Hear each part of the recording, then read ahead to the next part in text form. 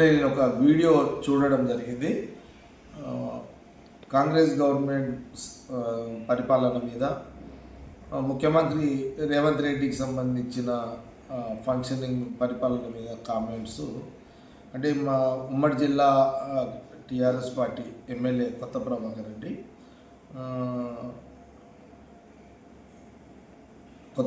రెడ్డి కామెంట్స్కి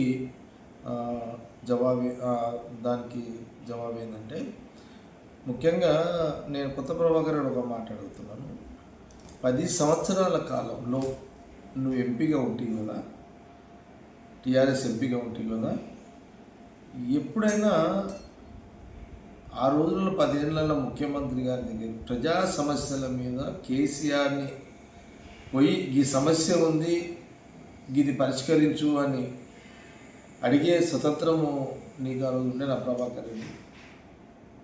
ఇంకా నా పార్టీ నా గవర్నమెంట్ కాబట్టి నువ్వు లేనిది నువ్వు ఏదో విమర్శిస్తున్నావు కాబట్టి దానికి కౌంటర్గా నా జవాబు ఏంటంటే, మా దగ్గర ఆర్డినెన్స్ ఫ్యాక్టరీ ఉన్నది. ఇప్పుడు మన దగ్గర 10 ఏళ్ళు నువ్వు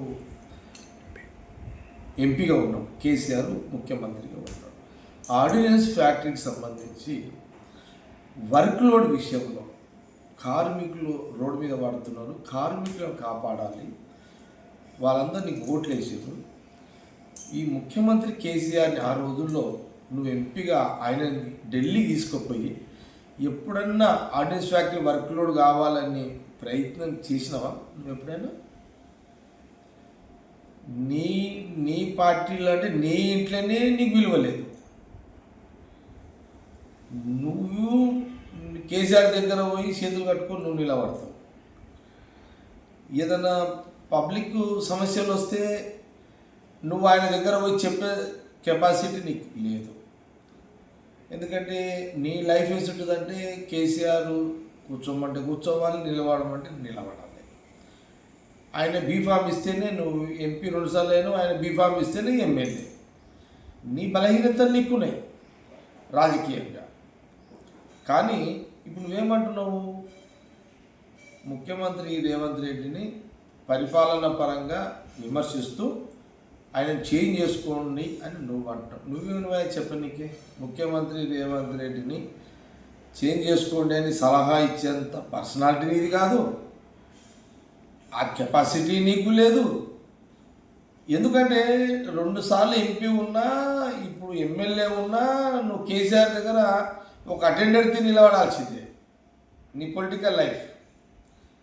నువ్వు ఒక ఎమ్మెల్యే ఉన్నావు, అపోజిషన్ పార్టీ ఎమ్మెల్యే కాబట్టి ముఖ్యమంత్రి రేవంత్ రెడ్డిని విమర్శించాలి అనే ప్రయత్నం నువ్వు చేశావు. ఇక్కడ నేనేమంటున్నానంటే, నువ్వు 10 ఏళ్ళు ప్రజల మధ్యలో లేని నాయకుడు ఉన్నావు. ఈ రాష్ట్రంలో టీఆర్ఎస్ గవర్నమెంట్ ఉండే, అప్పుడు మాట్లాడని గొంతు ఇప్పుడు నీ గొంతు నేను ఈ రోజున నీ గొంతు కాంగ్రెస్ పార్టీ ముఖ్యమంత్రి రేవంత్ రెడ్డి విషయంలో అది కాంగ్రెస్ పార్టీ వ్యాపారం. నీ బీఆర్ఎస్ పార్టీ, నీ టీఆర్ఎస్ పార్టీ, నీ ఇంట్లోనే, నీ రాజకీయంగా నీ ఇంట్లోనే లుకలుకలు ఉన్నాయి. నీ రాజకీయ పరంగా నీ ఒక పార్టీ పరిస్థితే బాగలే. ఇప్పుడు పరిపాలన అంటావా? ప్రభాకర్ రెడ్డి, నీకు ఒక మాట చెప్తున్నా. 10 సంవత్సరాలు నువ్వు ఎంపీగా ఉన్నావు, బీఆర్ఎస్ ఎంపీగా ఉన్నావు, ముఖ్యమంత్రిగా కేసీఆర్ ఉండే. ఏమైనా పైసలు ఉంచున్నారా? ఏమైనా ఒక్క పైసలు ఈడ 10 ఏళ్ళు పరిపాలించిరా మీరు? ఏం పైసలే 6-7 లక్షల కోట్ల అప్పులు చేసి ఆడ దివాలా తీపించి ఖజానాని తెలంగాణ గవర్నమెంట్ ఖజానాని దివాలా తీసి అప్పులను చేసి మీరు ఓడిపోయారు కాబట్టి ప్రజలు మాకు అవకాశం ఇచ్చారు కాబట్టి ఇప్పుడు సీఎం రేవంత్ రెడ్డి గారు ఆయన పరిస్థితి ఏంటిది? మీరు దివాలా తీపిచ్చిన తెలంగాణ గవర్నమెంట్ ఖజానాని కాపాడుకుంటూ మీరు చేసిన 6-7 లక్షల అప్పులకు మిత్తిలు కట్టుకుంటూ ఇప్పుడు ఇటు పరిపాలనలో పనిచేస్తున్నాడు. ఇప్పుడు కొత్త ప్రభాకర్ రెడ్డి నేను అడుగుతున్నా, నీకేం అర్హత ఉందా? 10 ఏళ్ళలో 6-7 లక్షలు అప్పులు చేస్తున్న కేసీఆర్ ఒక్క మాట మాట్లాడింది నువ్వు. 6-7 ఏళ్ళు ఒక్క మాట మాట్లాడలేవే. సార్ అప్పులు చేస్తున్నాము, ప్రజలు ఏమైనా నాశనమై ఉన్నా, ప్రజలు నష్టపోతారు సార్, మనం ఇన్ని అప్పులు చేస్తున్నామని అడిగిన గొంతుందా ఆ రోజు లేవని గొంతు ఇప్పుడు లేస్తుందా నీకు? అందుకే నేను ఆ మాట అన్నా. నువ్వు 2 సార్లు ఎంపీ అయినా టీఆర్ఎస్ పార్టీలో అటెండర్ డ్యూటీ అనేది. ఇక్కడ కాంగ్రెస్ గవర్నమెంట్లో స్వతంత్రం ఉంటుంది. ఈడ ఎమ్మెల్యేలకు ఉంటుంది, ముఖ్యమంత్రి దగ్గర పోయే అధికారం ఉంటుంది. ముఖ్యమంత్రి గారు చెప్తుంటారు, మంత్రులు కానీ ఎమ్మెల్యేలు కానీ, ఓడిపోయిన వాళ్ళు గెలిచిన వాళ్ళు, ఈడ స్వతంత్రం ఉంటుంది. మీరు దివాలా చేసిన తెలంగాణ గవర్నమెంట్ ఖజానాని, మీరు చేసిన అప్పులు, ఎవరు కేసీఆర్ గారు చేసిన మీ అప్పులకు మిత్తిలు కడుతూ మెల్లమెల్లగా ఒక్కొక్క పథకాన్ని అమలు చేసుకుంటూ ఈరోజు కాంగ్రెస్ గవర్నమెంట్ ముఖ్యమంత్రి రేవంత్ రెడ్డి గారు చేస్తున్న ప్రయత్నం. ఏదో రాజకీయంగా మాట్లాడాలి కదా, నీ గొంతు వినిపించాలని కదా అని మాట్లాడుతున్నావు.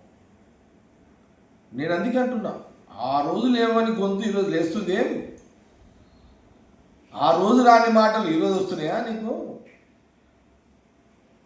నువ్వా కాంగ్రెస్ పార్టీకి, కాంగ్రెస్ గవర్నమెంట్కి సలహాలు ఇచ్చేంత పెద్ద నాయకుడవా? నీ బోడి సలహాలు ఎవరు కావాలా?